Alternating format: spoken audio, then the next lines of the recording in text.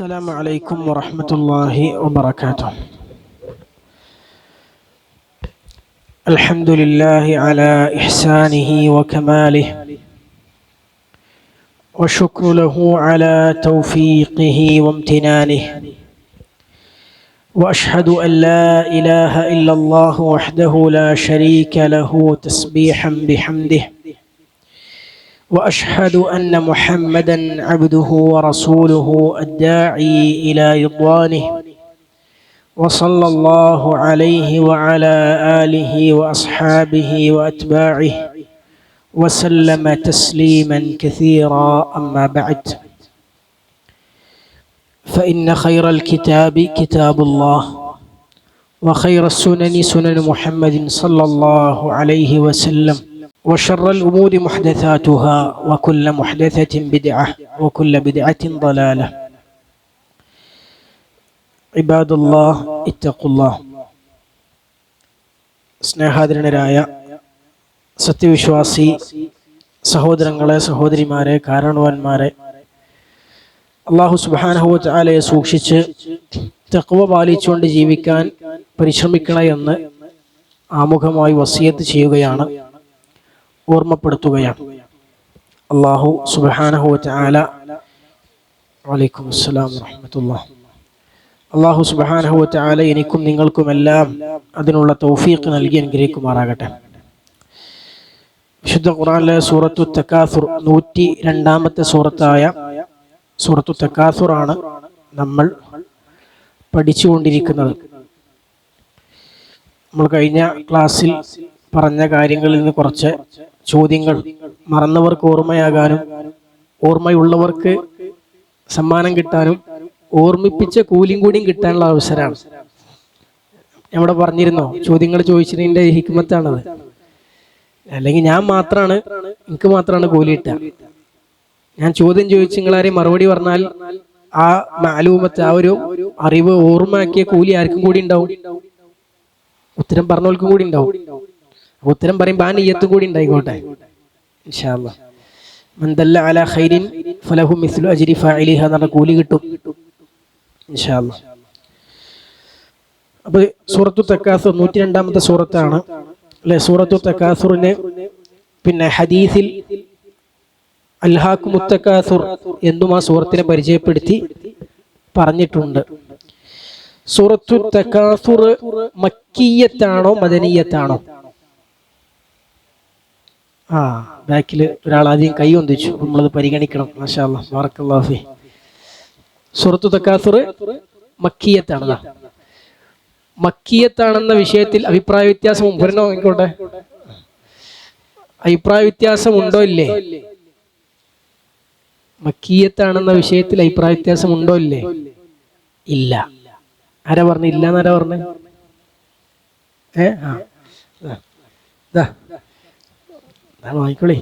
ഇജ്മാ ഉദ്ധരിക്കപ്പെട്ടിട്ടുണ്ട് അല്ലെ. ഒന്നിലധികം മുഫസ്സിരീങ്ങൾ സൂറത്തു തകാസുർ മക്കയിൽ അവതരിച്ചതാണ് എന്നതിൽ ഇജ്മാ ഉണ്ടെന്ന് ഇജ്മാ ഉദ്ധരിച്ചിട്ടുണ്ട്. എന്താണ് ഈ സൂറത്ത് അല്ലാഹു അവതരിപ്പിച്ചതിന്റെ പ്രധാനപ്പെട്ട ലക്ഷ്യം? ഈ സൂറത്തിന്റെ അവതീർണ ലക്ഷ്യം എന്താണ്?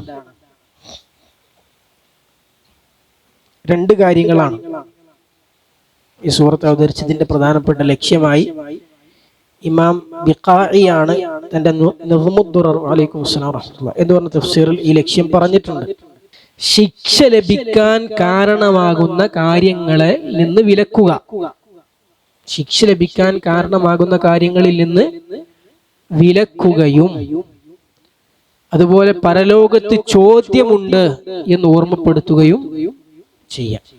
അതാണ് ഈ സൂറത്തിന്റെ അവതീർണ ലക്ഷ്യമായി അദ്ദേഹം പറയുന്നത്. ആയിക്കോട്ടെ. ഇനി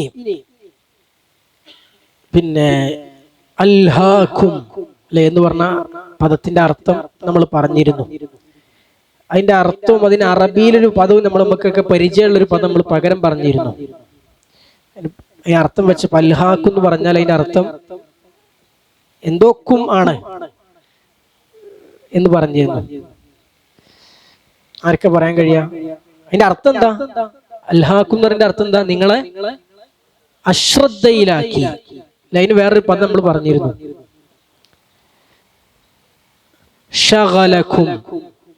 അല്ലെ, എന്താണ് ശഗലക്കും? നിങ്ങളെ ശുഗ്ലിലാക്കി.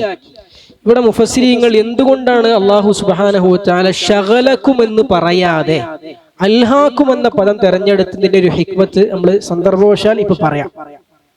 അതിന്റെ കാരണം പറയുന്നുണ്ട്. കാരണം ശഗലക്കും എന്ന് പറഞ്ഞാൽ വ്യാപൃതമാക്കി എന്നാണ് അതിന്റെ അർത്ഥം. നമ്മളെ മനസ്സൊരു പണിയിൽ ഇല്ലാതെ കയ്യും കാലും എന്തെങ്കിലും പണിയെടുത്താലും അതെന്താണ്? ശുഗ്ലാണ്.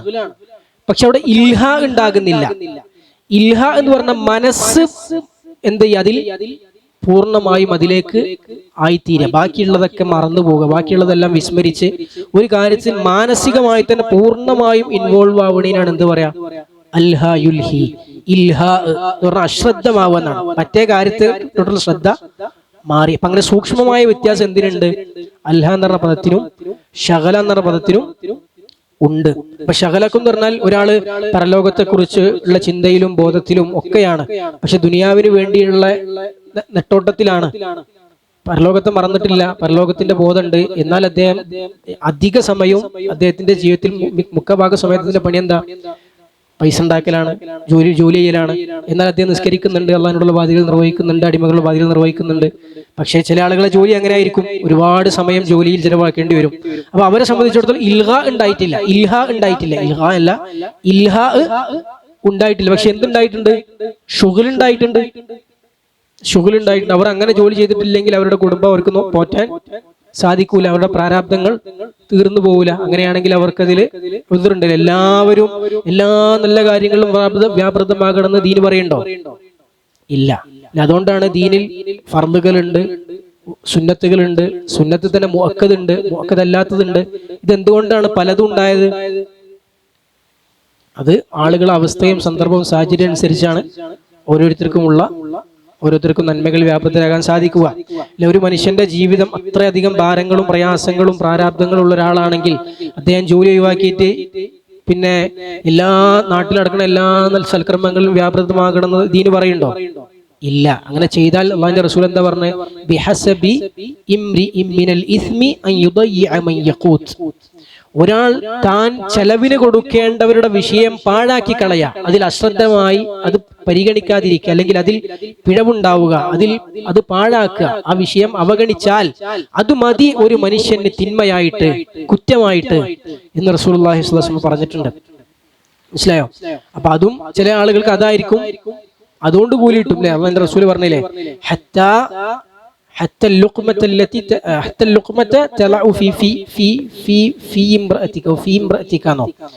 എന്താണ് ആശയം? ഇതാണ്, നീ നിന്റെ ഭാര്യയുടെ വായിൽ വെച്ചു കൊടുക്കുന്ന ഒരു ഉരുള പോലും നിനക്കെന്താണ്? സ്വതക്കയാണ്, എന്റെ പ്രതിഫലം കിട്ടുന്ന കാര്യമാണ് എന്ന് റസൂലുള്ളാഹി സ്വല്ലല്ലാഹു അലൈഹി വസല്ലം പറഞ്ഞു. അപ്പോ അതിന്റെ കാരണം എന്താണ്? അതിന്റെ കാരണം അതിലും നന്മയുണ്ട്, അതിലും പുണ്യമുണ്ട്. എന്നാൽ ഒരാളെ സംബന്ധിച്ചിടത്തോളം അദ്ദേഹത്തിന് അങ്ങനെ ഒന്നും അധ്വാനിക്കേണ്ട, പൈസ ഉണ്ടാക്കേണ്ട ആവശ്യമില്ല, അദ്ദേഹത്തിന് ഒരു ജീവിക്കാൻ നല്ല മാർഗമുണ്ട്, എല്ലാം ഉണ്ട്. എന്നിട്ടും അദ്ദേഹം എല്ലാ ദഅവാ പ്രവർത്തനങ്ങളിൽ നിന്നും നല്ല കാര്യങ്ങളിൽ നിന്നും കിട്ടുന്ന അവസരം എല്ലാം മുടക്കുന്ന ഒരാളാണെങ്കിലോ അദ്ദേഹം ഒരു പക്ഷേ പരലോകത്ത് മറുപടി പറയേണ്ടി വരും. ഒരു പക്ഷേ അത് അദ്ദേഹത്തിന് സാഹചര്യങ്ങളും സന്ദർഭങ്ങളൊക്കെ നോക്കണം. അത് അള്ളാഹുവിനും അദ്ദേഹത്തിനുമാണ് ഏറ്റവും നന്നായി അറിയുക. അപ്പൊ ഏതായാലും അപ്പൊ അവിടെ ശുഗ്ല് എന്ന് പറഞ്ഞാൽ അൽഹ എന്ന് പറഞ്ഞാലും രണ്ടും തമ്മിൽ വ്യത്യാസമുണ്ട്. മനസ്സിലായി? ഒരാൾ മാനസികമായി ബാക്കിയെല്ലാം മറന്ന് ഒന്നിൽ ഇൻവോൾവ് ആവണീനാണ് അൽഹാക്കും എന്ന് പറയുള്ളൂ. എന്നാൽ ശഗലക്കും എന്ന് പറഞ്ഞാൽ അങ്ങനെ മറക്കണമെന്നില്ല. ഒരാൾ പണിയില വ്യാപൃതമായാൽ തന്നെ എന്ത് പറയും? ശഗലക്കും എന്ന് പറയും. ഇനി മറ്റൊരു പദം, പ്രധാനപ്പെട്ട പദം ഈ സൂറത്തിന്റെ പേര് തന്നെയാണ്, തകാസുർ. അല്ലെ, തകാസുർ എന്ന് പറഞ്ഞാൽ സാധാരണ നമ്മൾ മലയാളത്തിൽ വെക്കുന്ന അർത്ഥം എന്താ? പെരുമ നടിക്കുക എന്നാണ്. പക്ഷെ നമ്മൾ കഴിഞ്ഞ ക്ലാസ്സിൽ പറഞ്ഞിരുന്നു പെരുമ നടിക്കൽ മാത്രമല്ല തകാസുർ. അല്ല, പിന്നെന്താ? പെരുമ നടിക്കൽ മാത്രമല്ല തകാസുറിന്റെ പരിധിയിൽ വരിക. ഇബ്നുൽ ഖയ്യിം റഹിമഹുല്ലാഹിന്റെ ഇബാറത്തൊക്കെ ഉദ്ധരിച്ച് നമ്മൾ വിശദമായി കുറച്ചധികം സമയം എടുത്ത് നമ്മൾ പറഞ്ഞിരുന്നു. അതായത്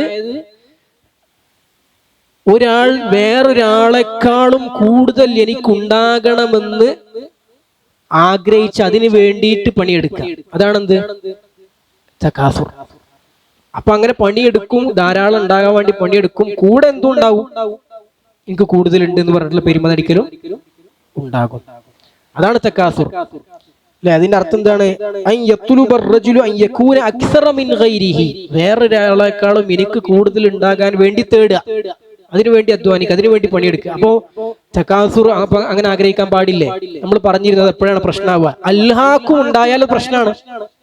വേറൊരാളെക്കാളും കൂടുതൽ ഉണ്ടാവുക എന്ന ചിന്ത, അതിനുവേണ്ടിയുള്ള അധ്വാനം നമ്മളെ പരലോകത്തെക്കുറിച്ചും അള്ളാഹുവുമായി ബന്ധപ്പെട്ട, അടിമകളുമായി ബന്ധപ്പെട്ട നമ്മുടെ ബാധ്യതകളെ കുറിച്ചും നമുക്ക് ഇൽഹാ ഉണ്ടാക്കുന്നുണ്ടെങ്കിൽ, നമ്മളെ അശ്രദ്ധരാക്കുന്നുണ്ടെങ്കിൽ അത് പ്രശ്നമാണ്.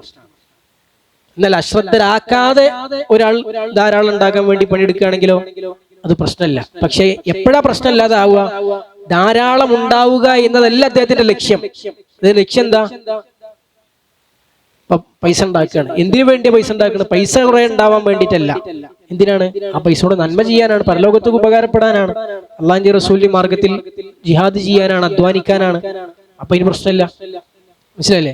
അപ്പൊ ഒരാൾ അറിവ് പോലും ഇതിൽ പെടും. നമ്മൾ പറഞ്ഞിരുന്നു അല്ലെ, അറിവ് പോലും ഇതിൽ പെടും. ഒരാൾ അറിവ് ധാരാളം, വേറെ ആൾക്കാരും അറിവ് ഉണ്ടാക്കുക എന്നുള്ള പ്രശ്നമാണോ?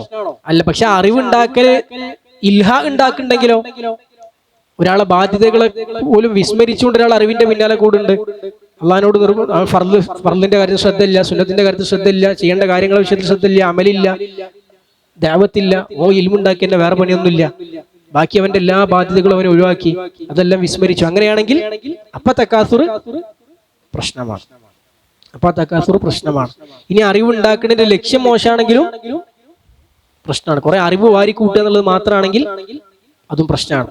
തന്റെ ജഹ്ല് നീക്കുക, അള്ളാഹുവിനോടുള്ള ബാധ്യതകൾ അറിയുക, ഞാൻ എങ്ങനെ എന്റെ റബ്ബിനെ ഇബാദത്ത് ചെയ്യണമെന്ന് അറിയണം. എന്തിനാ ഇബാദത്ത് ചെയ്യാനാണ് അല്ലെ, ഞാൻ ജനങ്ങളെ പഠിപ്പിക്കാനാണ്, അതുകൊണ്ട് എനിക്ക് കൂലി കിട്ടാനാണ്, പ്രതിഫലം കിട്ടാനാണ് എന്നതാണ് ചിന്തെങ്കിലോ പ്രശ്നമില്ല. നേരെ മറിച്ച് അതന്നെ അതന്നെ ഒരു ലക്ഷ്യമായി മാറിയാൽ അത് പ്രശ്നമാണ്.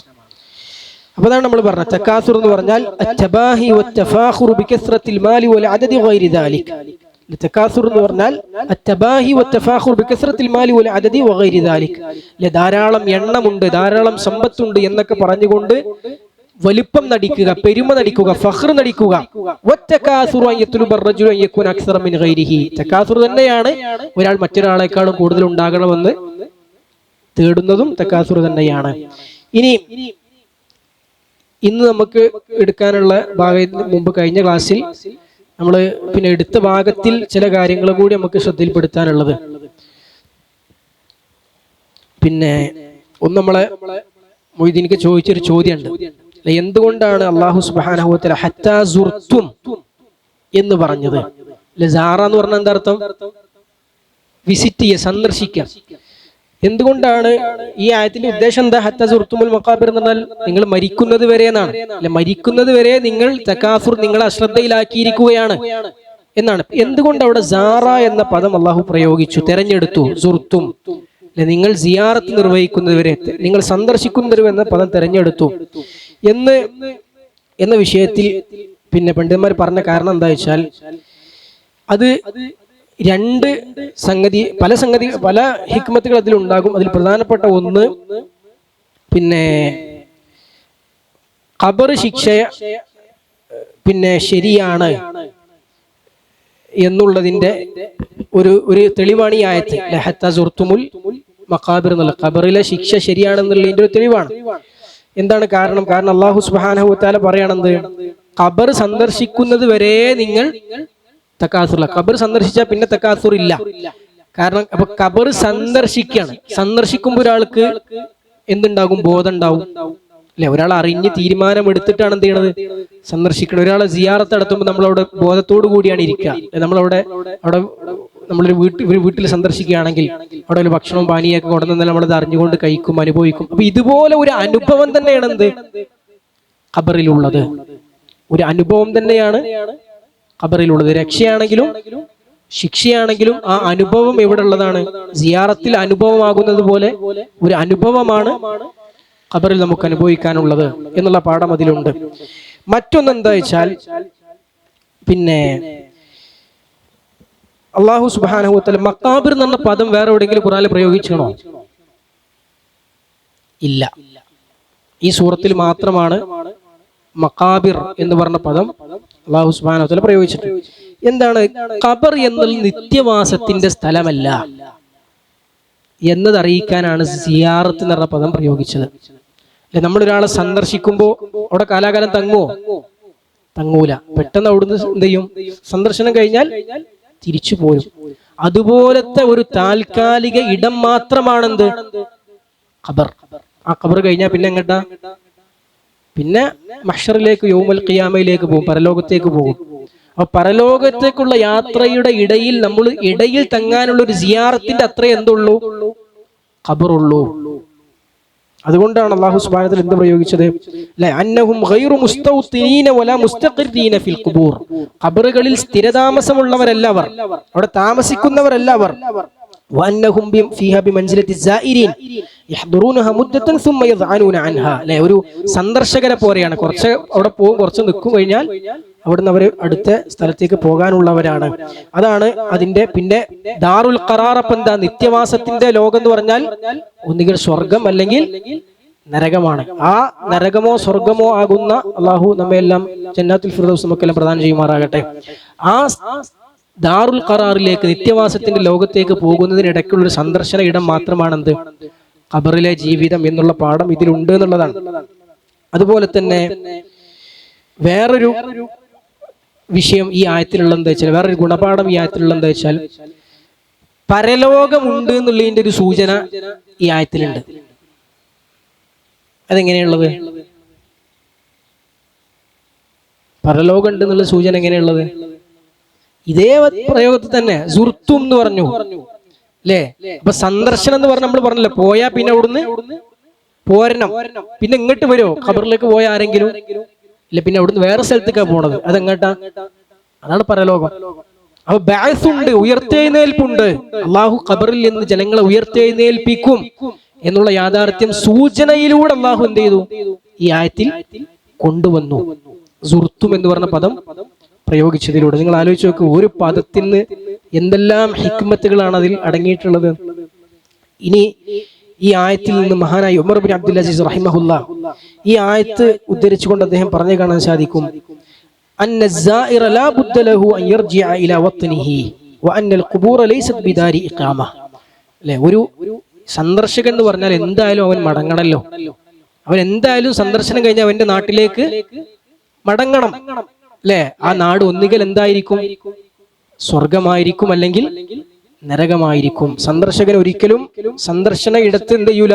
സ്ഥിരതാമസമാക്കാറില്ലല്ലോ.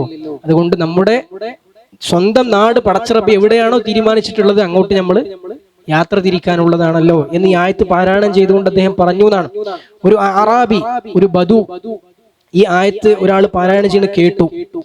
അൽഹാകുമുത് തകാസുർ ഹത്താ സുർതുമുൽ മഖാബിർ എന്ന ആയത്ത് കേട്ടപ്പോൾ ആ അറാബി പറയാണ്, വല്ലാഹി മസ്സായിറു ബിമുഖീം.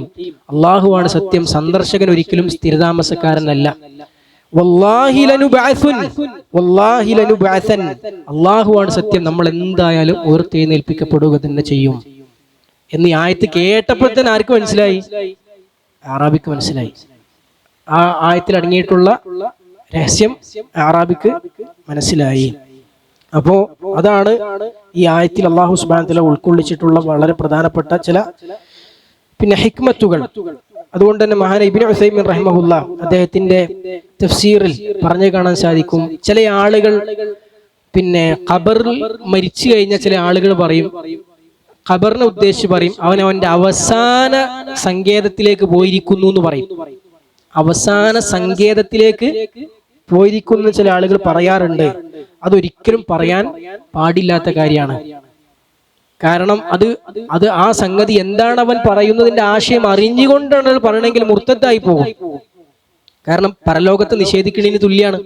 ഖബറല്ലല്ലോ അവസാനത്തെ സങ്കേതം, അത് സങ്കേതം പരലോകാണ്, സ്വർഗവും നരകവുമാണ്. അപ്പോൾ അത് അറിയാതെയാണ് ആളുകൾ പറയുന്നത്, അതുകൊണ്ട് പ്രശ്നമില്ല. ആ ചിന്ത ഇല്ലാതെയാണ് ആളുകൾ പറയുന്നത്. ഇബ്നു തൈമിയ്യ റഹിമഹുല്ലാഹ് പറയാണ്, എനിക്ക് തോന്നുന്നത് ഈ ഒരു പ്രയോഗം തന്നെ ചിലപ്പോൾ ഉണ്ടായത് ഏതെങ്കിലുമൊക്കെ മുൽഹിദീങ്ങൾ അവരുടെ നാവ് കൂടെ ഉണ്ടായ പ്രയോഗമായിരിക്കും. പരലോകത്തെ നിഷേധിക്കുന്നവരിൽ നിന്ന് ഉണ്ടായ പ്രയോഗമായിരിക്കും, ഒരു ഉയർത്തെഴുന്നേൽപ്പിനെ നിഷേധിക്കുന്നവരിൽ നിന്നുണ്ടായ പ്രയോഗമായിരിക്കും. ഒരിക്കലും ഖബർ എന്തല്ല അവസാന സങ്കേതം അല്ല, അതൊരിടത്താവളം മാത്രമാണ് എന്ന് അദ്ദേഹം പറഞ്ഞത് കാണാൻ സാധിക്കും. അതുപോലെ തന്നെ ഈ സൂറത്തിൽ അല്ലാഹു സുബ്ഹാനഹു വ തആല യഖീനിന്റെ 3 ദറജകൾ അല്ലാഹു പറയുന്നുണ്ട് അല്ലേ? എന്തൊക്കെ പറയുന്നുണ്ട്? ഹഖുൽ യഖീൻ പറയുന്നുണ്ട്, ഇൽമുൽ യഖീൻ പറയുന്നുണ്ട്, ഐനുൽ യഖീനും പറയുന്നുണ്ട്. ഇത് നമ്മൾ മനസ്സിലാക്കേണ്ട ഒരു കാര്യമാണ്. എന്താണ് നമ്മളുടെ വ്യത്യാസം? ഒന്നാമത്തത് ഇൽമുൽ യഖീൻ ആണ് അല്ലേ? ഒന്ന് ഇൽമുൽ യഖീൻ, രണ്ടെന്താ? ഐനുൽ യഖീൻ. അത് പിന്നെ എന്താ പറയാ, നഹ്വിയായ കാരണമാണ് ഐന എന്ന് പറയുന്നത്. സംഭവം പദം എന്താണ്? ഐനുൽ യഖീനാണ്. ഐനുൽ യഖീൻ, പിന്നെ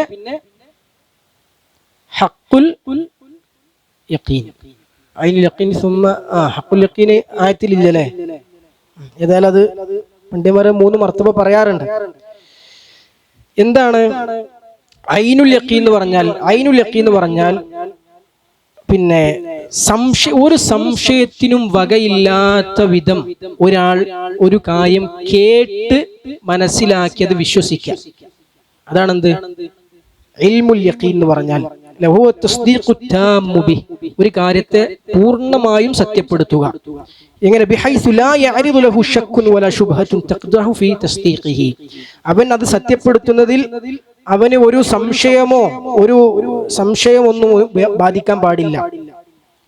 ഇൽമുൽ യഖീൻ ബിൽ ജന്ന, ഉദാഹരണം പറഞ്ഞാൽ ഇപ്പം സ്വർഗത്തെ കുറിച്ചുള്ള നമുക്ക് യഖീൻ ഉണ്ടാകണം. അത് വിശ്വാസികൾക്കും മുത്തഖീങ്ങൾക്കുമുള്ള മഖറാണ് എന്ന് പറയുന്ന കാര്യം. എന്തുകൊണ്ടാണ് അത് ഉണ്ടായത്? നമ്മൾ ആ കാര്യം കേട്ടു വിശ്വസിച്ചു, വിശ്വസ്തമായ ഒരാളിൽ നിന്ന് കേട്ട് വിശ്വസിച്ചു. അതാണെന്ത്? ഇൽമുൽ യഖീൻ. രണ്ടാമത്തത് ഐനുൽ യഖീനാണ്. എന്തായിരിക്കും ഐനുൽ യഖീൻ? അപ്പോ കണ്ടിട്ട് മനസ്സിലാക്കുക, കണ്ടിട്ട് അറിയുക.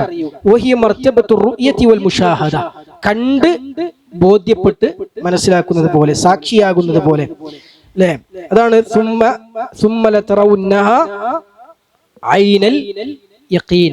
ഐനുൽ യഖീൻ നിങ്ങൾ കണ്ടു തന്നെ എന്ത് ചെയ്യും? നിങ്ങൾക്കത് ബോധ്യപ്പെടും എന്ന് അല്ലാഹു സുബ്ഹാനഹു വ തആല പറഞ്ഞു. ഇവിടെ അപ്പൊ എന്താണ് ഇതും മറ്റും നമ്മളെ വ്യത്യാസം? ഒന്ന് കേട്ടുകൊണ്ടുള്ള യഖീനാണ്, മറ്റത് കണ്ടുകൊണ്ടുള്ള യഖീനാണ്. ഏതിനേക്കാരം ശക്തി കൂടുതൽ? കണ്ടുകൊണ്ടുള്ള യഖീനാണ് അല്ലേ? നമ്മൾ കേൾക്കുകയാണ് തേൻ എന്ന് പറഞ്ഞൊരു സംഭവം ഉണ്ട്. ഒരാൾ, വിശ്വസ്തനായ ഒരാൾ നമ്മോട് പറഞ്ഞു, നമ്മളത് വിശ്വസിച്ചു. അതെന്താണ്? ഇൽമുൽ യഖീനാണ്. അല്ലെങ്കിൽ തേൻ ഉണ്ട് എന്നതിന്റെ ചില തെളിവുകൾ നമ്മൾ കണ്ടു, തേൻ കണ്ടിട്ടില്ല, എന്നിട്ട് നമ്മളത് വിശ്വസിച്ചു. അതും എന്താണ്? ഇൽമുൽ യഖീനാണ്. ഇന്ന് തേൻ നമ്മളെ മുമ്പിൽ നമ്മൾ കണ്ടു, അപ്പൊ നമുക്കത് മനസ്സിലായി. അതെന്താ പറയാ? ഐനുൽ യഖീൻ.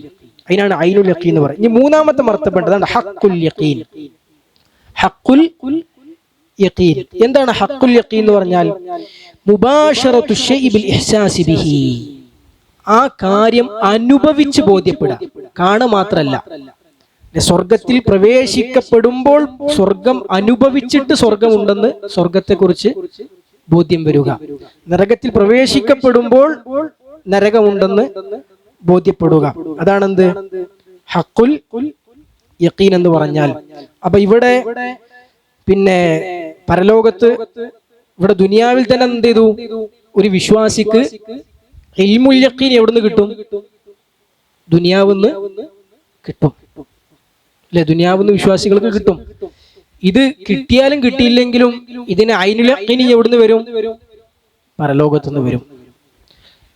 കിട്ടാത്തോലാണെങ്കിൽ നരകത്തെ കുറിച്ചുള്ള ഹഖുൽ യഖീൻ എങ്ങനെ വരും?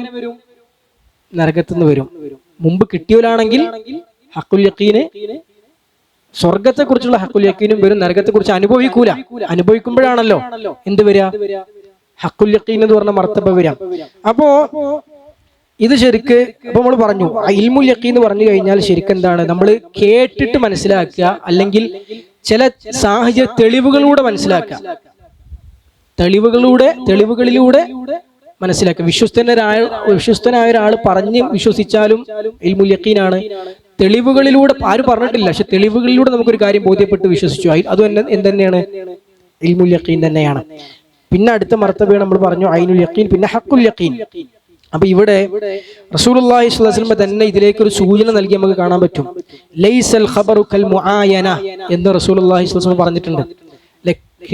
ഒരു വാർത്ത പോലെയല്ല കണ്ടു മനസ്സിലാക്കിയത്. ഇത് എപ്പോഴാ പറഞ്ഞത് അറിയോ? മൂസാ നബി അലൈഹി ഇസ്ലാമിന്റെ ചരിത്രം. പിന്നെ മൂസാ നബി അലൈഹി ഇസ്ലാം തൗറാത്ത് വാങ്ങാൻ വേണ്ടി പോയി തിരിച്ചു വരുന്ന സമയത്താണ് അള്ളാഹു വഹി കൊടുക്കുന്നുണ്ട് അല്ലെ. എന്ത് ചെയ്തിട്ടുണ്ട്? നിന്റെ അനുയായികൾ ഒരു കാളക്കുട്ടിയെ, പശുക്കുട്ടിയെ ആരാധിക്കുന്നുണ്ടെന്നുള്ള വിവരം ആരോട് പറഞ്ഞു? മൂസാ നബി അറിഞ്ഞു. മൂസാ നബി അലൈഹി സ്വലാം അത് അറിഞ്ഞു. അപ്പൊ കയ്യിലുണ്ടായിരുന്ന തൗറാത്ത് വലിച്ചെറിയണോ? ഇല്ല, വലിച്ചെറിഞ്ഞിട്ടില്ല. പിന്നെ മൂസാ നബി അലൈഹി സ്വലാം തന്റെ അനുയായികളെടുത്ത് എത്തിയതാണ് കണ്ടു. അപ്പൊ മൂസാ നബി കയ്യിലുണ്ടായിരുന്ന തൗറാത്ത് ഒറ്റ ഏറാണ്ട് എറിഞ്ഞു. അതെന്താ? ആദ്യം അള്ളാഹു പറഞ്ഞിട്ട് എറിഞ്ഞിട്ടില്ല, കണ്ടപ്പോഴാണ് എറിഞ്ഞത്. ഈ സംഭവം പറഞ്ഞുകൊണ്ട് റസൂലുള്ള പറയാണെന്ത്? ലൈസത്തിൽ മുആയനതു ലൈസൽ ഖബറു കൽ മുആയന. ഒരു വാർത്ത കേട്ട് അറിയുക എന്നുള്ളത് കണ്ട് മനസ്സിലാക്കുന്നത് പോലെ അല്ല. എന്താ കാരണം? ഇന്നല്ലാഹ തആല അഖ്ബറ മൂസ ബിമാ സനഅ ഖൗമുഹു ഫിൽ ഇജ്ൽ. മൂസാ നബിയുടെ സമൂഹം ഇജ്ല്, ഈ പശുക്കുട്ടിയെ എന്താ ചെയ്തത് അള്ളാഹു അറിയിച്ചിട്ടുണ്ട്. ഫലം യുൽഖിൽ അൽവാഹ്, ആ സമയത്ത് ഏടുകൾ എറിഞ്ഞിട്ടില്ല. പക്ഷേ ഫലമ്മ ആയന മാ സനഉ, അവർ പ്രവർത്തിച്ചത് മൂസാ നബി സ്വല്ലല്ലാഹു അലൈഹി വസല്ലം കണ്ടപ്പോ അൽഖൽ അൽവാഹ്, ആ ഏടുകൾ എന്ത് ചെയ്തു? മൂസാ നബി ആ ദേഷ്യവും ആ ഒരു പ്രത്യേക മാനസികാവസ്ഥയിൽ എന്ത് ചെയ്തു? അടി എറിഞ്ഞുപോയി എന്നുള്ളത്. അൽഖൽ അൽവാഹ ഫൻകസറത്, അങ്ങനെ ആ ഏടുകൾ എന്ത് ചെയ്തു? പൊട്ടിപ്പോയി എന്ന് റസൂലുള്ളാഹി സ്വല്ലല്ലാഹു അലൈഹി വസല്ലം പറഞ്ഞത് ഇമാം അഹ്മദും ഇബ്നു ഹിബ്ബാനും എല്ലാം ഉദ്ധരിച്ച ഹദീസിൽ നമുക്ക് കാണാൻ പറ്റും. അപ്പോ കണ്ടു ബോധ്യപ്പെടുക എന്നുള്ളത് എന്താണ്? കേട്ട് ബോധ്യപ്പെടുന്നേക്കാളും കുറച്ചുകൂടി ശക്തമാണ്.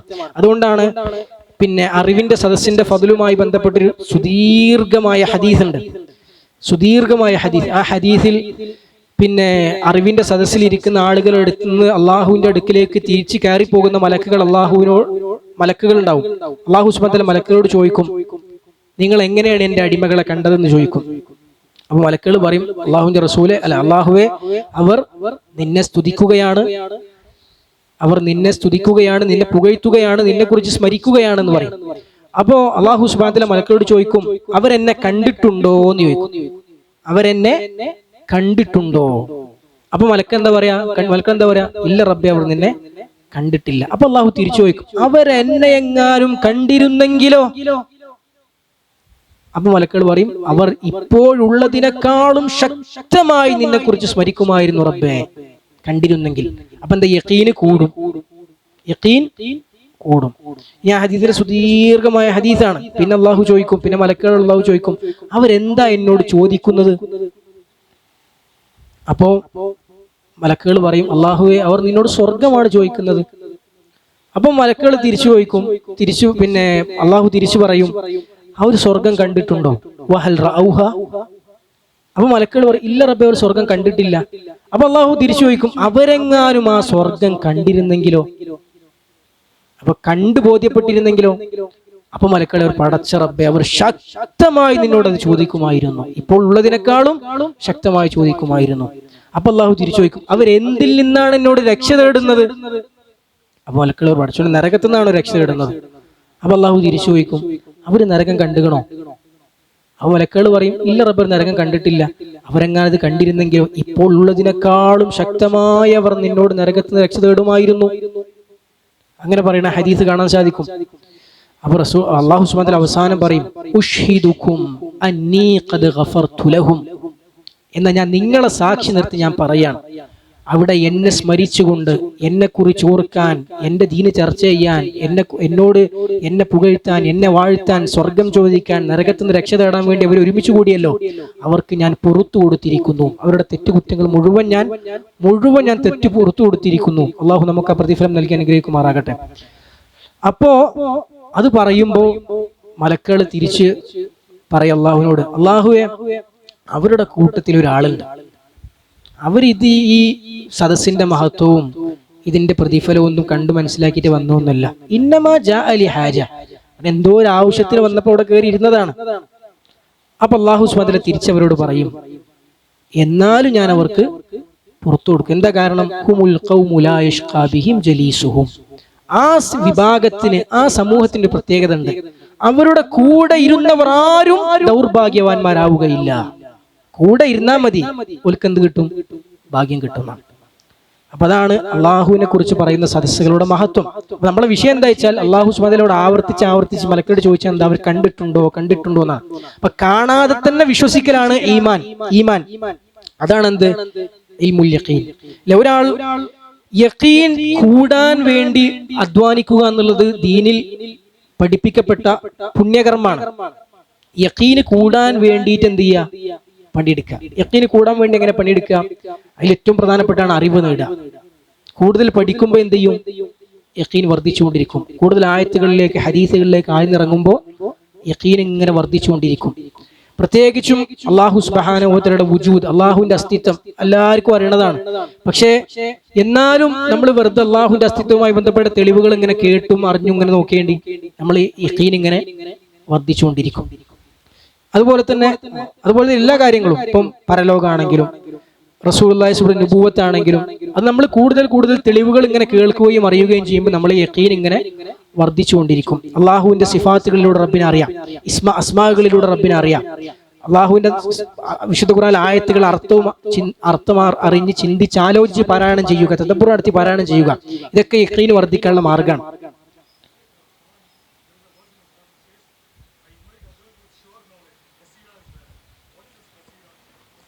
ബസീറ പറഞ്ഞാൽ തന്നെയാണ് ഇൽമുൽ യഖീൻ.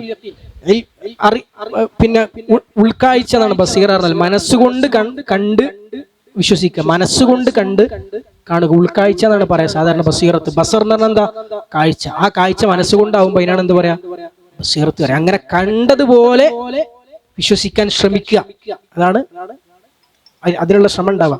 ഏതാണെങ്കിലും നമ്മൾ പറഞ്ഞ എന്താ, ഇപ്പൊ പിന്നെ പ്രവാചകന്മാരുടെ ചര്യയാണത് യഖീന് തേടുക എന്നുള്ളത്. പ്രവാചകന്മാരുടെ ചര്യയാണ് അല്ലെ. മൂസാ നബി അലൈഹിസ്സലാം പറഞ്ഞില്ലേ, റബ്ബി എന്താ, അൻദുർ ഇലൈക്. ആയത്ത് എന്തേലും, പടച്ചോനെ ഞാൻ നിന്നെ ഒന്ന് കാണട്ടെ. അപ്പൊ എന്താ കാരണം പറഞ്ഞത്?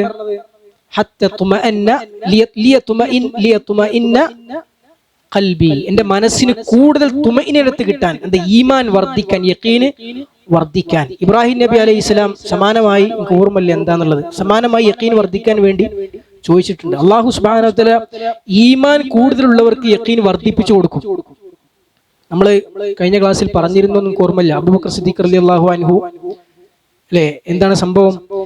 റസൂലുള്ളാഹി സ്വല്ലല്ലാഹു അലൈഹി വസല്ലം പിന്നെ അള്ളാഹിന്റെ റസൂലും സ്വഹാബിമാരും എന്ത് ചെയ്തു? ഉറക്കിൽപ്പെട്ടു. സുബഹി നിസ്കാരത്തിന്റെ യാത്രയിലാണ്. അപ്പോ ബിലാൽ റളിയല്ലാഹു അൻഹുവിനെ എന്ത് ചെയ്തിരുന്നു? ഉണർത്താൻ വേണ്ടി ഏൽപ്പിച്ചിരുന്നു. യാത്രയിൽ റെസ്റ്റ് എടുക്കാൻ.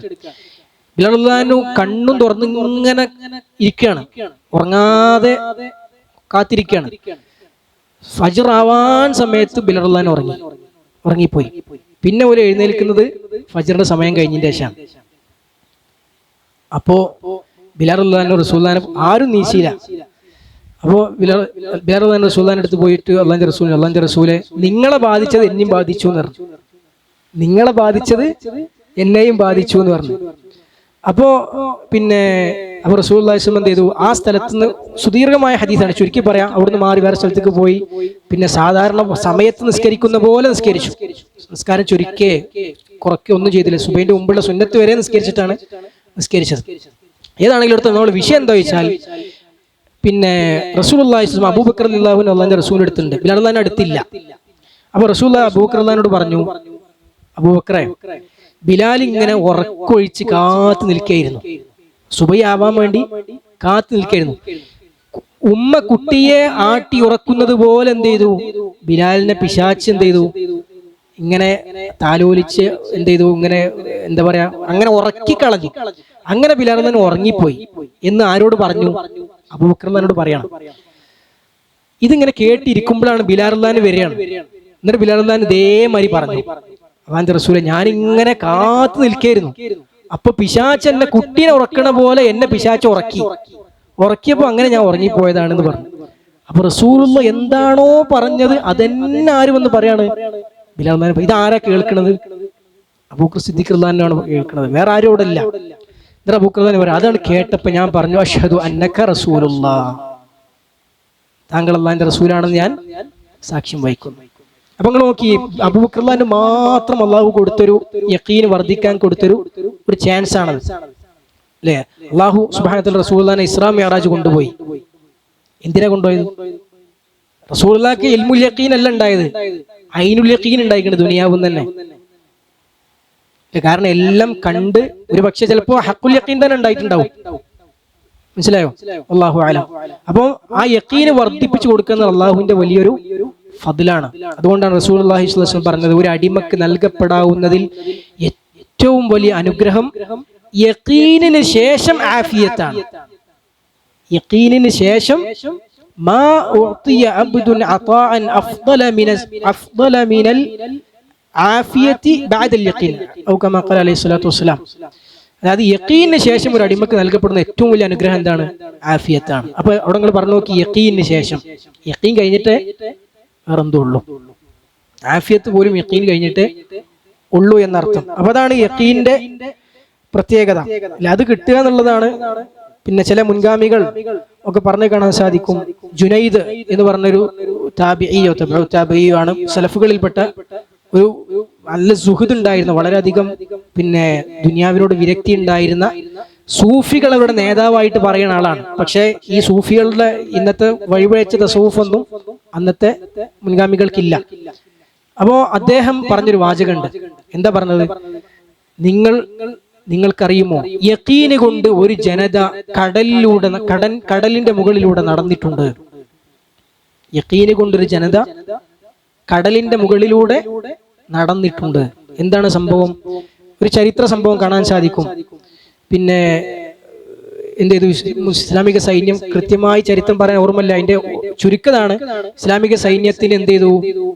കുടുങ്ങിയിട്ടോ അതോ ഇനി ശത്രുവിന്റെ അടുത്തേക്ക് പോകാനോ മറ്റേ കപ്പലില്ല, അതിന് കുടുങ്ങിയിട്ട് തിരിച്ചു പോകാനോ എന്തോ കപ്പലില്ലാത്ത സമയത്ത് അവര് കടലിൽ എന്ത് ചെയ്തു? കടലിലൂടെ നടന്നിട്ട്, കടലല്ല കടലോ പുഴയോ എന്തോ നടന്നിട്ട് എന്ത് ചെയ്തു? കര കടന്നു എന്നൊരു ചരിത്ര സംഭവം കാണാൻ സാധിക്കും. അപ്പൊ ഈ ചരിത്ര സംഭവത്തെ കുറിച്ചാണ് ആര് പറയണത്? ജുനൈദ് റഹിമഹുള്ള പറയണത്. ചരിത്രമാണ്, സ്ഥിരപ്പെട്ടതാണോ അല്ല എന്നറിയില്ല. ഇനി അത് വേണ്ട, സ്ഥിരപ്പെട്ടുണ്ട്. ഖാലിദ് വലീദ് റളിയല്ലാഹു അൻഹു വിഷം കുടിച്ചതായിട്ടില്ലേ? അത് സ്ഥിരപ്പെട്ട സ്വഹീഹാണ്. എപ്പോഴാണ് വിഷം കുടിച്ചത്? റോമക്കാരോട് യുദ്ധം ചെയ്യാണ് മുസ്ലിം സൈന്യം. റോമക്കാരോട് യുദ്ധം ചെയ്യാണ് മുസ്ലിം സൈന്യം. ഇപ്പൊ റോമക്കാരെ കുറിച്ച് ഭയങ്കരമായ കേൾവികൾ ഇങ്ങനെ കേൾക്കണം. അവര് ഭയങ്കര ശക്തരാണ്, അങ്ങനെയാണ്, ഇങ്ങനെ. വിഷം കുടിച്ചാൽ പോലും അവർക്ക് എന്ത് ചെയ്യൂല? ശരീരത്തിൽ ഒന്നും പറ്റൂല. അങ്ങനെ വരെ പിന്നെ ട്രെയിനിങ് കിട്ടിയ പട്ടാളക്കാരാണ് കൂട്ടത്തിലുള്ള. ഇങ്ങനത്തെ ഒരു പേടി വാർത്ത, ഒരു ഭീതി ഉണ്ടാക്കുന്ന വാർത്ത മുസ്ലിം സൈന്യത്തിന്റെ ഇടയിൽ ഇങ്ങനെ പരക്കുകയാണ്. ഇങ്ങനെ അവരെ കുറിച്ച് ഭയങ്കര സംഭവമായിട്ട്. അപ്പൊ ഖാലിദ് ബിൻ വലീദ് റളിയല്ലാഹു അൻഹു എന്ത് ചെയ്തു? ഇത് ഖാലിദ് ബിൻ വലീദ് റളിയല്ലാഹു അൻഹു അറിഞ്ഞു, ഇങ്ങനെ മുസ്ലിങ്ങൾക്കിടയിൽ പേടി കുടുങ്ങിയ പിന്നെ എന്തായാലും പ്രശ്നമാണ് ഈ യുദ്ധം. ഖാലിദ് ബിൻ വലീദ് റളിയല്ലാഹു അൻഹു വിഷം കുടിക്കലാണ് അത്ര വലിയ പ്രശ്നം. ഞാൻ കുടിച്ചാൽ വിഷം തരാണ്ട് വിഷം കുടിച്ചു, ബിസ്മില്ലാണ്ട്. ഒന്നും പറ്റിയില്ല. അള്ളാഹ് നമ്മളെ കൂടെ ഉണ്ടെങ്കിൽ ഒരു വിഷവും പ്രശ്നമില്ല, ഒന്നും പ്രശ്നമില്ല എന്നുള്ള സന്ദേശം അതിലൂടെ എന്ത് ചെയ്തു? ഖാലിദ് ബിൻ വലീദ് റളിയല്ലാഹു അൻഹു അവർക്ക് കൊടുക്കുകയാണ്. അവിടെ ഉണ്ടായിരുന്ന മുസ്ലിം സൈന്യത്തിന് കൊടുക്കുകയാണ്. എന്താ ആ യുദ്ധത്തിൽ പിന്നെ മുസ്ലിങ്ങൾ വിജയം വരിച്ചു. എത്രയോ ഇരട്ടി വരുന്ന ശത്രുപക്ഷത്തുള്ള സൈന്യത്തിനോട് മുസ്ലിമീങ്ങൾ അതിന്റെ എത്രയോ ചെറിയ ശതമാനം മാത്രം ഉണ്ടായിരുന്ന മുസ്ലിമീങ്ങളെ യുദ്ധത്തിൽ എന്ത് ചെയ്യാണ്? ഭയങ്കരമായ ആവേശവും യഖീനും ആർക്ക് കിട്ടുകയാണ്? കൂടെ ഉണ്ടായിരുന്ന സഹാബിമാരടങ്ങുന്ന ആ സൈന്യത്തിന് ആ ഒരു സംഭവത്തിലൂടെ ലഭിക്കുകയാണ്. ഇത് സ്ഥിരപ്പെട്ട സംഭവമാണ്. അപ്പൊ ഇത് പണ്ഡിതന്മാരെ കൊണ്ടുവരില്ല എന്താ? എന്റെ കാരണം പറയാറുള്ള എന്താ? യഖീനാണ് കാരണം പറയാറുള്ളത്. അള്ളാഹു സഹായിക്കും. അവിടെ അത് ചെയ്യുക, അങ്ങനെ എന്തെങ്കിലും ഒരു അത്ഭുതം ചെയ്യാന്നുള്ളത് മുസ്ലിം സൈന്യത്തിന്റെ ഉറച്ചു നിൽപ്പിന്, അവിടെ അവരെ ഉറപ്പിച്ചു നിർത്താൻ, ആ സൈന്യം പരാജയപ്പെടാതിരിക്കാൻ അത് എന്തായിരുന്നു? അവിടെ ആവശ്യമായിരുന്നു. അപ്പൊ ആവശ്യമുള്ള സമയത്ത് അള്ളാഹുവിന്റെ സഹായം കിട്ടുന്നുള്ളത് അള്ളാഹിന്റെ വാഗ്ദാനാണ്. ആ വാഗ്ദാനത്തിലുള്ള ഉറപ്പാണ് അവിടെ ആർക്കുള്ളത്? ഖാലിദ് ബിൻ വലീദ് റളിയല്ലാഹു അൻഹുവിനുള്ളത്. അദ്ദേഹത്തിന് ഇൽഹാം കിട്ടിയതാണ്. ഞാൻ ഇങ്ങനെ ചെയ്താൽ എന്തുണ്ടാവും? സൈന്യത്തിനൊരു ഭയങ്കര ആർജവും ഉന്മേഷവും ആവേശവും അള്ളാഹുവിന്റെ സഹായം ഉറപ്പായിട്ടും കിട്ടും എന്നുള്ള ബോധവും കിട്ടും. അതുകൊണ്ട് അതിലൂടെ മുസ്ലിങ്ങൾ എന്ത് ചെയ്യും? യുദ്ധത്തിൽ ഉറച്ചു നിൽക്കും. അങ്ങനെ വിജയം വരിക്കാൻ പറ്റും എന്നുള്ള ബോധ്യം അദ്ദേഹത്തിന് ഉണ്ടായി. അദ്ദേഹം അത് ചെയ്തു. ഇങ്ങനെ പല സംഭവങ്ങളും ഇസ്ലാമിക ചരിത്രത്തിൽ കാണാൻ പറ്റും. കറാമത്തുകൾ, ഇതിനാണ് കറാമത്ത് എന്ന് പറയാം. അതൊക്കെ കറാമത്ത് ഉണ്ടാവുന്നത് എങ്ങനെയാണ്? യഖീനിലൂടെയാണ് അത് ഉണ്ടാകുന്നത്. ഒരു സഹാബി, ഒരുപാട് പല സംഭവങ്ങൾ കാണാൻ പറ്റും. സ്ഥിരപ്പെട്ട സംഭവം തന്നെയാണ്. സഹാബി തന്റെ പിന്നെ മദീനയിലേക്ക് വരെ മദീനയിൽ തിരിച്ചു പോവുക എന്തോ ആണ് സംഭവം. അങ്ങനെ സംഭവത്തിൽ എന്ത് ചെയ്തു, അദ്ദേഹത്തിന്റെ വാഹനം, അദ്ദേഹത്തിന്റെ മൃഗം കുഴഞ്ഞു വീണ് പിന്നെ മരിക്കേ എന്തോ നടക്കാൻ കഴിയാത്ത രോഗം പിടിച്ച് എന്തോ സൈഡായി. അങ്ങനെ അദ്ദേഹം അള്ളാഹിനോട് പ്രാർത്ഥിച്ചു. ആ മൃഗം എഴുന്നേറ്റു. ആ മൃഗത്തിന്റെ പുറത്ത് അദ്ദേഹം എത്തേണ്ട സ്ഥലത്ത് എത്തിയതും ആ മൃഗം മരിച്ചു. മനസ്സിലായോ? അപ്പൊ ഇതൊക്കെ എങ്ങനെ, അപ്പൊ പ്രാർത്ഥിച്ചപ്പോൾ ഇത് കിട്ടുകയാണ്. മനസ്സിലായില്ലേ? ഈ ഒരു ഉറപ്പ് യഖീൻ കിട്ടുക എന്നുള്ളതാണ്. ഖാലി പിന്നെ വളരെ പ്രഗത്ഭനായ ഒരു താബീവര്യനായിരുന്നു ഖാലി ശുറൈഹ്. താബീങ്ങളിലെ സ്വഹാബത്തിന്റെ കാലഘട്ടത്തിൽ ഉമർ റളിയല്ലാഹു അൻഹുവിന്റെ കാലഘട്ടത്തിലാണ് എൻ്റെ ഓർമ്മ. അദ്ദേഹം മുസ്ലിം രാജ്യങ്ങളിൽ പല നാടുകളിൽ ഖലാ ഉമർദാൻ ഏൽപ്പിച്ച താബിയാണ് ആര്?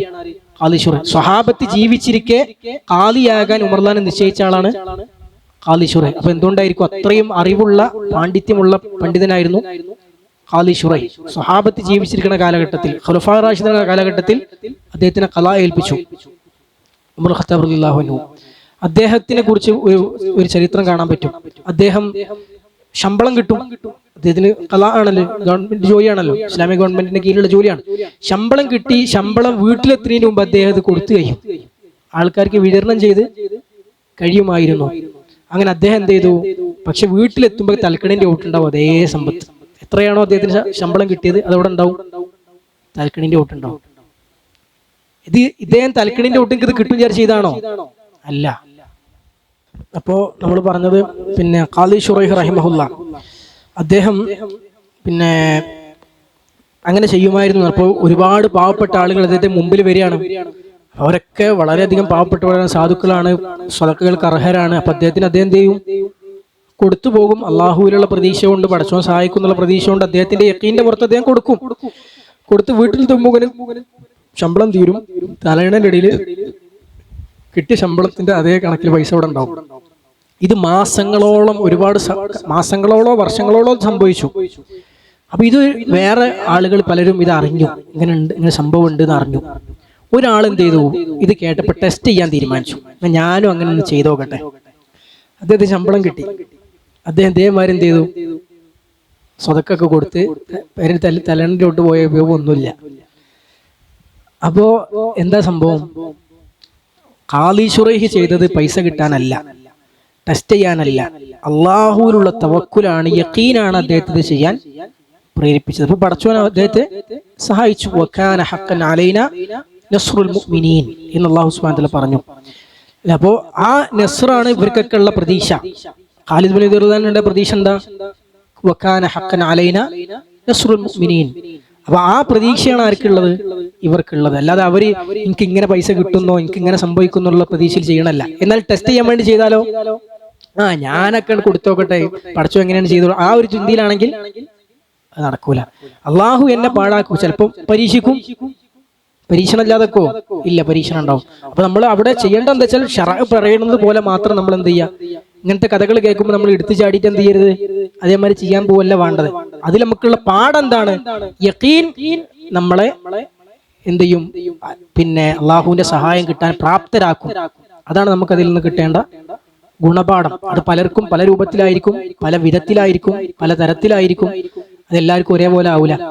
അപ്പം അതാണ് നമുക്കതിൽ നിന്ന് കിട്ടേണ്ട പാഠം. യഖീൻ എന്ന് പറഞ്ഞ വിഷയം അല്ലെ, അത് നമ്മള് ഇപ്പൊ നിസ്കാരത്തെ കുറിച്ച് പഠിക്കും, നോമ്പിനെ കുറിച്ച് പഠിക്കും, സക്കാത്തിനെ കുറിച്ച് പഠിക്കുന്നല്ല, സ്വാഭാവികമായും പഠിക്കുന്നവർ പഠിക്കുന്ന വിഷയങ്ങളാണ്. അള്ളാഹുവിനെ കുറിച്ചും പരലോകത്തെ കുറിച്ചൊക്കെ പഠിക്കും.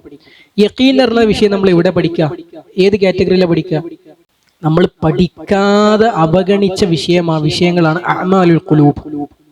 എന്താണ് അഅ്മാലുൽ ഖുലൂബ് എന്ന് പറഞ്ഞാൽ? മനസ്സുകൊണ്ട് ചെയ്യേണ്ട കർമ്മങ്ങൾ. മഹബത്ത് എന്ന് പറഞ്ഞ അമൽ നമ്മൾ മനസ്സുകൊണ്ട് ചെയ്യേണ്ട കർമ്മമാണ്. അള്ളാഹുവിനോടുള്ള സ്നേഹം, ഖൗഫ്, റജാ, തവക്കുൽ, സബ്ർ, യഖീൻ, റിള, ഇതൊക്കെ അമലുകളാണ്.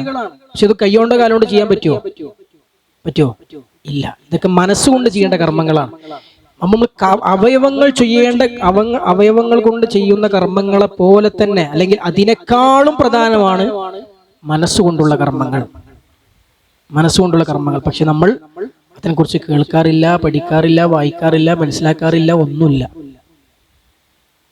ശുദ്ധ ഖുർആനിൽ എത്ര ആയത്തുകൾ അല്ലാഹു സുബ്ഹാനഹു വ തആല നിസ്കരിക്കുന്നവരാണ്, നോമ്പ് വിളിക്കുന്നവരെന്ന് പറഞ്ഞ പോലെ യുഹിബ്ബൂന പറഞ്ഞിട്ടില്ലേ? അവർ അല്ലാഹുവിനോട് കഠിനമായ സ്നേഹമുള്ളവരാണെന്ന് പറഞ്ഞിട്ടുണ്ട്.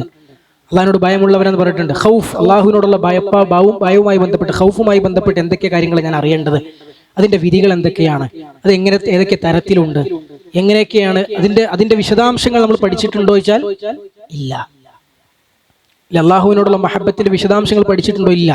അതിൽപ്പെട്ട ഒന്നാണ് യഖീൻ, ദൃഢതയുണ്ടാവുക, ദൃഢവിശ്വാസം ഉണ്ടാവുക. പ്രമാണങ്ങൾ പഠിപ്പിച്ച അമലുകളാണ് അത് നമ്മൾ പഠിക്കേണ്ടത് തന്നെയാണ്.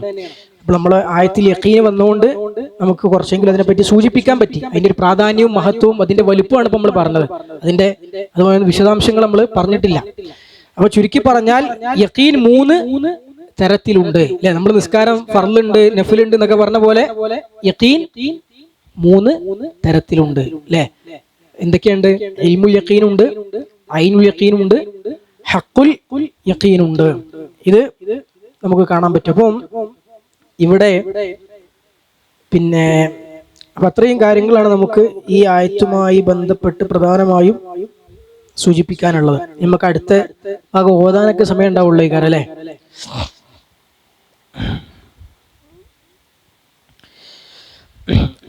ആദ്യം തലക്കുന്ന ഒറ്റ തവണ ഓതാം. അഊദു ബില്ലാഹി മിനശ് ശൈത്വാനിർ റജീം. ഓതിക്കോളി.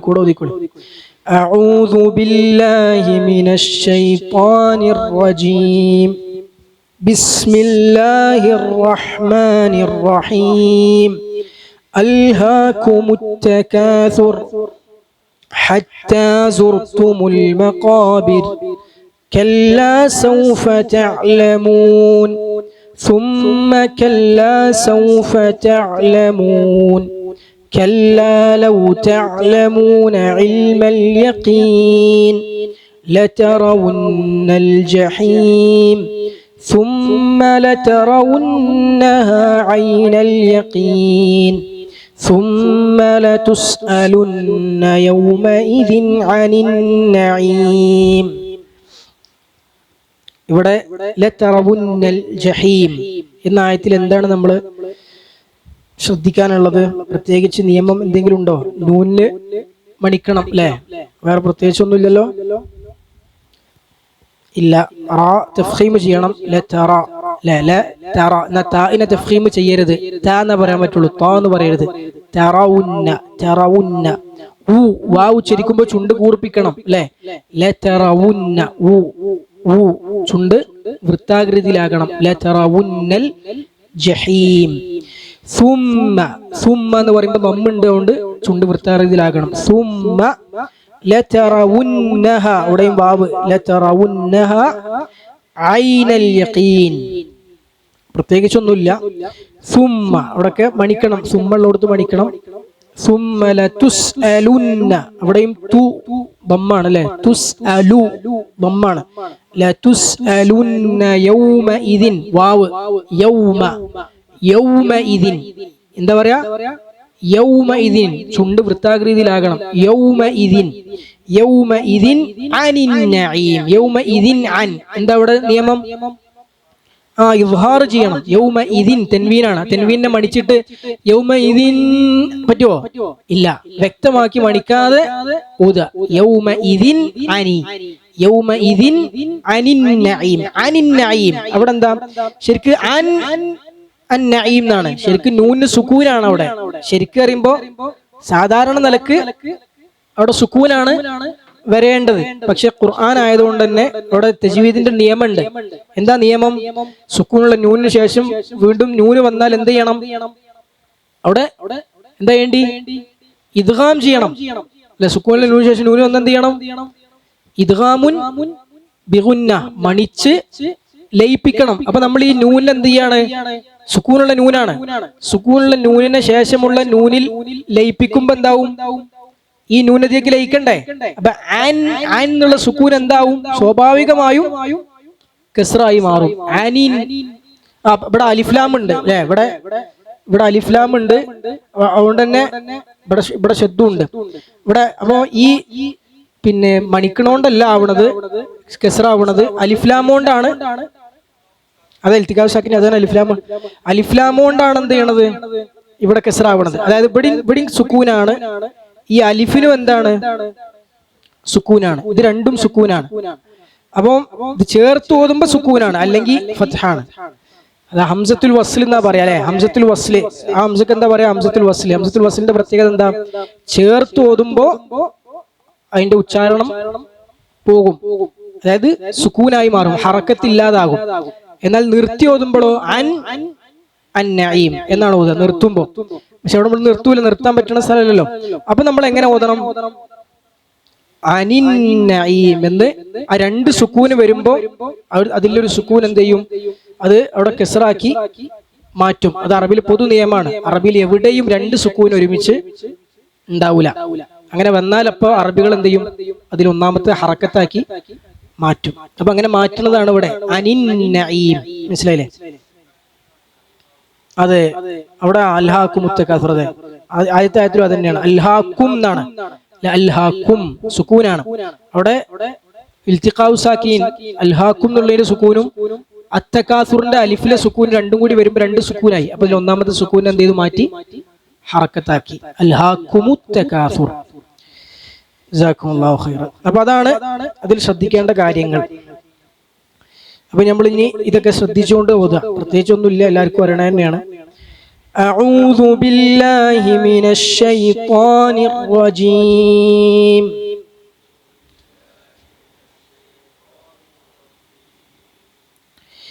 ലതറവുന്നൽ ജഹീം ثم لترونها عين اليقين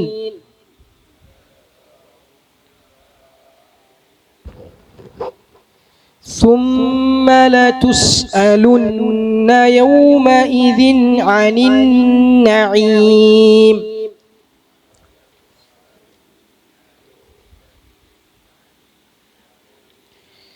لترون الجحيم. ലതറവു വാവിന് ഹറക്കത്തുണ്ട്. ലതറവുന്ന എന്ന് പറഞ്ഞിട്ട് ലമ്മ് പോകാൻ പാടില്ല, ലമ്മ് ഉച്ചാരണത്തിൽ ഉണ്ടാകണം. ലതറവു ലതറവു വ ലതറവുന്ന ലതറവുന്നൽ ജഹീം ثم لترونها عين اليقين.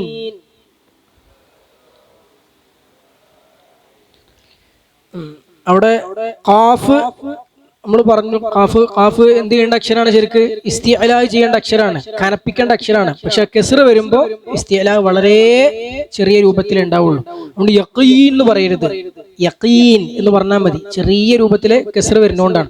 കെസ്റിന്റെ ഹറക്കത്ത് ശരിക്ക് കേൾക്കാൻ വേണ്ടിയിട്ടാണ്, ഹറക്കത്ത് ശരിക്ക് കേൾക്കാനാണ്. ثم لترونها عين اليقين.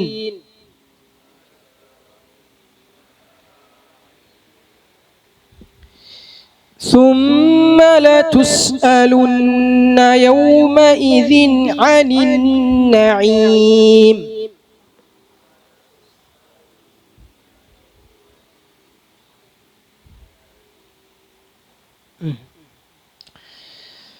അപ്പോ ഇവിടെ വന്ന ഒരു പദം ജഹീം. ജഹീം എന്ന് പറഞ്ഞാൽ എന്താ?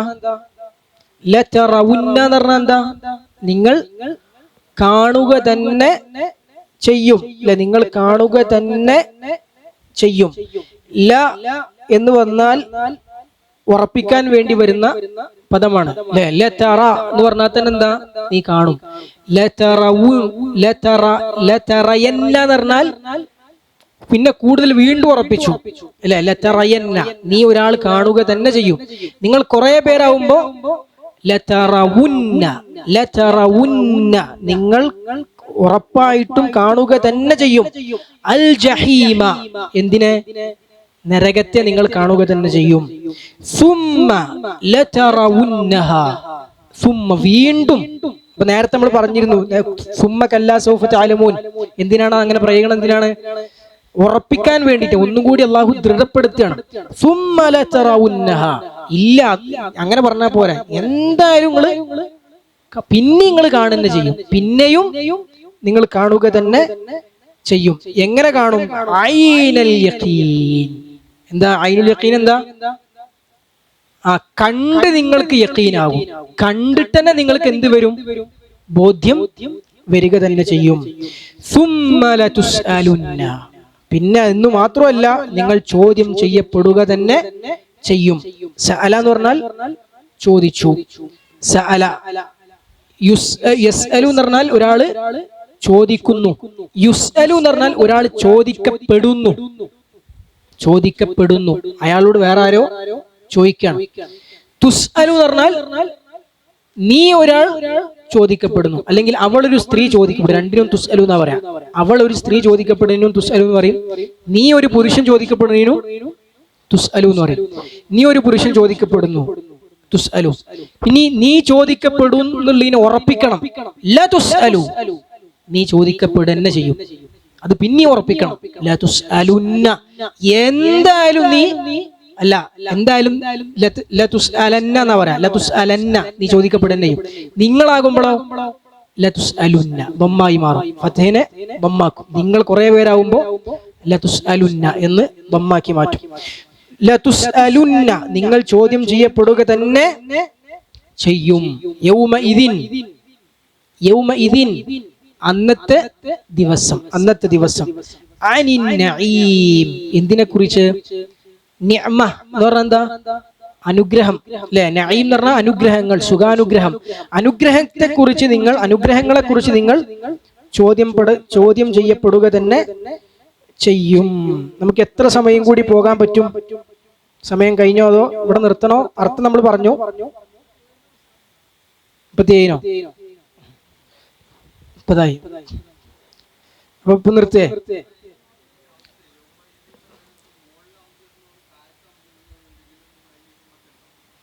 താഴത്ത് ഹംസ ഇടലുണ്ടോ? ഹംസേ കിസ്റങ്ങൾ പറഞ്ഞേ. അത് ഇല്ല, അതില് രണ്ടും ജായിസാണ്, രണ്ടും ചെയ്യാൻ പറ്റും. നിങ്ങൾ ഹംസന്റെ താഴെ ഇടുന്നതും ആ താഴെയുള്ള ഇതിന്റെ താഴെ ഇടുന്നതും പറയണ. അത് രണ്ടും അറബി ഭാഷയിലുള്ള ശൈലിയാണ്, രണ്ടും ചെയ്യലുണ്ട്. നമ്മൾ നിർത്തലേ? ഇൻഷാ അല്ലാഹ് ബാക്കി അടുത്ത ക്ലാസ്സിൽ എടുക്കാം. പിന്നെ ഇവിടെ ജഹീം എന്ന് പറഞ്ഞ പദത്തിന്റെ അർത്ഥം എന്താണ്? ജഹീം എന്ന് പറഞ്ഞ പദം നരകത്തിന് പ്രയോഗിച്ചതിന്റെ പിന്നിലുള്ള എന്താ? ശരിക്കും ജുഹ്മ എന്ന് പറഞ്ഞു കഴിഞ്ഞാൽ, ജുഹ്മത്ത് പറഞ്ഞാൽ ഷിദ്ദത്തുൻ തഅജ്ജുൻ നാർ എന്നാണ്. ഷിദ്ദത്തു തഅജ്ജുൻ നാർ, തീ കത്തിയിട്ടുള്ള, തീ ആളി കത്തുമ്പോഴുള്ള ആ ഒരു കാഠിന്യത്തിനാണ് എന്ത് പറയാ? ചൂടിനാണ് എന്തു പറയാ?